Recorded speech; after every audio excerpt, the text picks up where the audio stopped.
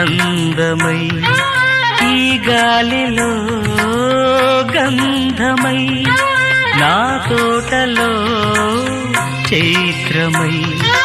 ఈ బాటనే నడచిరా